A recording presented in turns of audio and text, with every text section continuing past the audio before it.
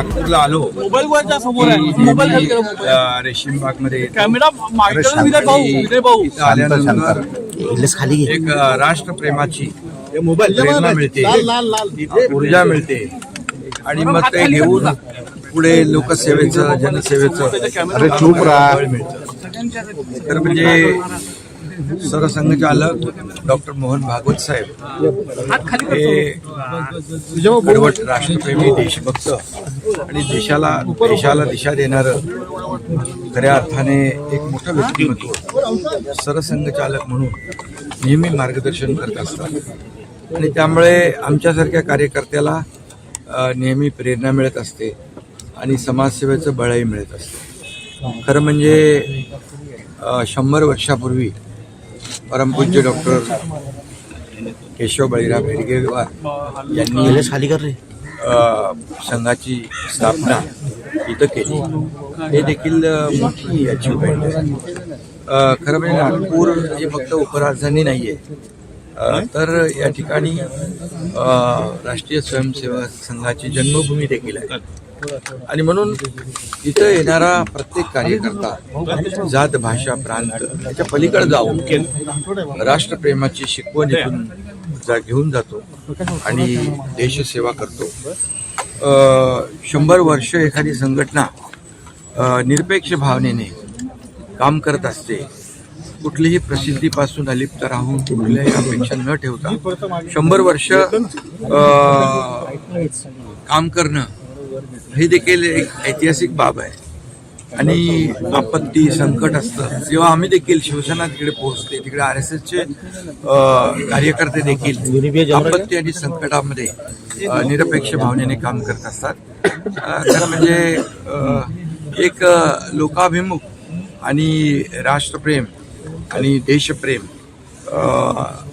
राष्ट्रीय संस्था RSSच्या स्वयंसेवक संघामध्ये आणि सगळ्याच लोकांमध्ये या ठिकाणी पाहायला मिळतं. याचा खूप अभिमान आम्हाला आहे. सर हिंदी इथं आल्यानंतर खरंच एक सगळ्यांनाच वेगळा अनुभव या ठिकाणी वेगळी अनुभूती येते आणि मी मगाशी म्हटल्याप्रमाणे राष्ट्रप्रेम आणि देशभक्ती इथून त्याला बळ मिळतं, प्रेरणा मिळते. सर हिंदी में बताया. शताब्दी वर्ष ये बहुत ही बड़ा महोत्सव होगा पूरे राष्ट्र के लिए. संघ ऐसी संस्था है जिसने राष्ट्र प्रेम और राष्ट्रभक्ति और राष्ट्र सेवा का एक उत्तम उदाहरण देश के सामने संघ द्वारा प्राप्त होता है.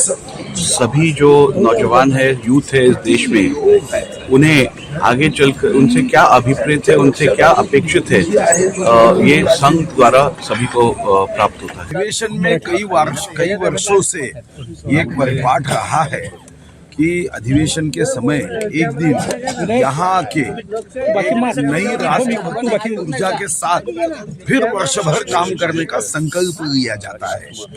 हर अधिवेशन में हम आते हैं. हम करे राष्ट्र आराधना या भावनेनी झाली. 750 वर्ष जो देश गुलाम होता त्या गुलामगिरीची कारणं शोधून या देशाला एक सूत्रात बांधणे, समरसता निर्माण करणे, सब समाज को साथ लिए हमको है आगे बढ़ना हा विचार मांडणे आणि स्वयंसेवक म्हणजे व्यक्ती निर्माण से राष्ट्र निर्माण, राष्ट्र निर्माण से युग निर्माण हा भाव घेऊन काम केलं जातं.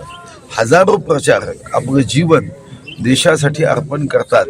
सारं जीवन ते संघटित समाज करण्यासाठी ते आपलं जीवन देतात. तर त्यांचं कितीही कौतुक केलं तरी कमी. निश्चितपणे समाजाच्या प्रगतीची समस्या आहे. समस्या समाधान करण्यासाठी चांगले विचार मांडणं. आपल्या हृदयामध्ये 2 मन वास करतात, ते चांगलं एक वाईट. तर समाज हा स्वैराचारी मार्गाने जाण्याच्या ऐवजी संस्कारी मार्गाने गेला पाहिजे. जियो और जीने दो हा भाव समाजामध्ये असला पाहिजे आणि त्या दृष्टीने कार्य करण्याची प्रेरणा इथून घेतली. अशा पद्धतीच्या माझा त्यांच्याबद्दल खूप चांगलं आदरयुक्त मत आहे. त्या अमेरिकेशी काँग्रेसचं संधान आहे सिद्ध करतायत का ते? म्हणजे अमेरिकेमध्ये काहीतरी पेपर लीक व्हायचा आणि काँग्रेसनी आणि अमेरिकेनी मॅनेज करून त्या पेपरमध्ये काहीतरी आपल्या देशाविरुद्ध काहीतरी लिहायचं आणि त्याच्यानंतर पंतप्रधान बदलल्या जाईल अशा पद्धतीची यांच्या मनातल्या मनात बिरबलाची खिचडी शिजवायची, हे अतिशय वाईट आहे. पृथ्वीराज चव्हाण साहेब एक चांगले नेते म्हणून आम्ही ओळखतो. त्यांनी आता गोबेल्सचा आत्मा त्यांच्यामध्ये येऊ नये. शरीराची एक भूक असते जी दिवसातून 2दा 3दा अनेकांना लागते, तशी एक मनाची सुद्धा विचाराची एक भूक असते, त्याची आठवण स्मरण अनेकदा करून द्यावं लागतं.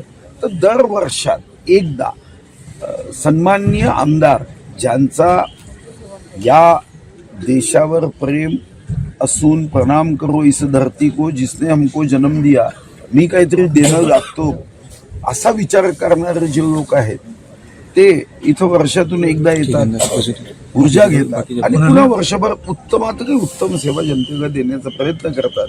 दीन दुर्बल शोषित पीडित अंध अपंग निराधार असहाय्य दलित आदिवासी शेतकरी शेतमजूर अशा वर्गाची सेवा करणं हे आपलं कर्तव्य आहे.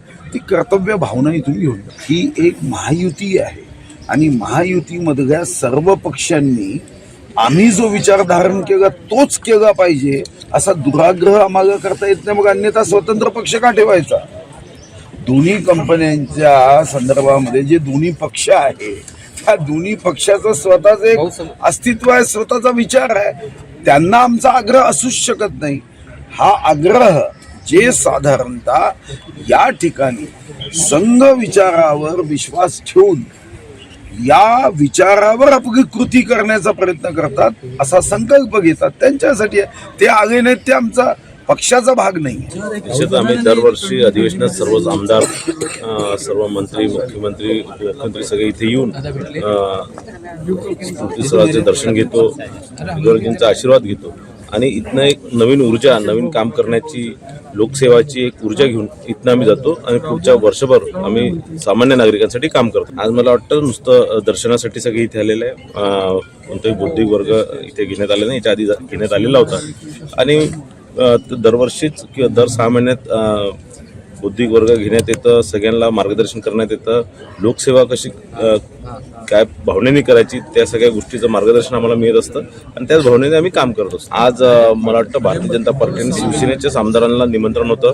राष्ट्रवादीच्या आमदारांना होतं की नव्हतं हे मला माहीत नाही. माननीय देवेंद्रजी फडणवीस साहेबांनी त्यांनी आपल्या एका इंटरव्ह्यूमध्ये त्यांनी सांगितलं आणि ते सत्यही आहे की जोपर्यंत बाप जिवंत आहे तोपर्यंत त्याचा पर्याय किंवा उत्तराधिकारी शोधला नाही पाहिजे आणि निश्चितच मोदीजी 2029 मध्ये 2034 मध्ये तेच देशाचे पंतप्रधान राहतील, तेच सक्षम नेतृत्व देशाचे आहे आणि तेच या देशाला जगाचा नंबर 1 देश करण्याची क्षमता असते. दिशादर्शकता आमच्यासाठी फार फार महत्त्वाची राहिलेली आहे. तर इथे येऊन मला नेहमी ऊर्जा मिळते आणि पुढील प्रवासासाठी दिशा सुद्धा मिळते असं म्हणायला.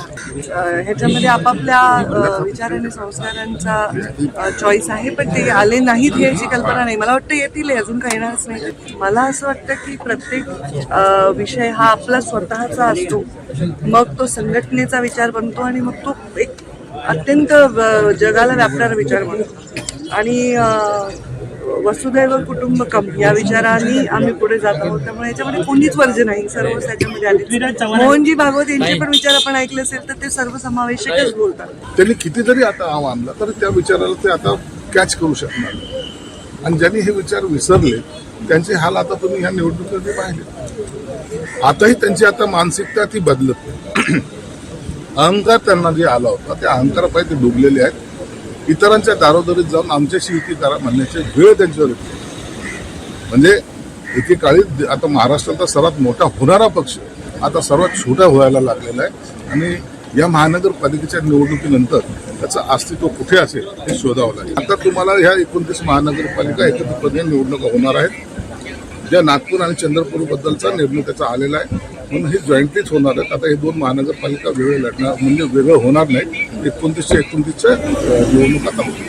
आता ते एनडीएचं भाकीत ज्योतिषी बनायला लागले. ते आश्चर्य वाटतं. पक्षाचं बघत जा ना, इतर पक्षाचं भाकीत करण्यापेक्षा स्वतःचं पक्षाचं भाकीत केलं तर बरं होईल. आणि एनडीएच्या याच्यामध्ये असा एखादा निर्णय घेताना तो अत्यंत सिक्रेट आणि कॉन्क्रीटली घेतला जातो. ते तशी हवा सुद्धा कुणाला कळत नाही. पण पृथ्वीराज चव्हाण आजकाल एनडीएच्या कळपामध्ये कसे घुसले हेच कळायला मार्ग नाही. अजितदादांची भूमिका वेगळी आहे. अजितदादा जर आले नाही तर तो त्यांच्या पक्षाचा प्रश्न आहे आणि प्रत्येकाने यावं हे कुणाला बंधनकारक सुद्धा नाही.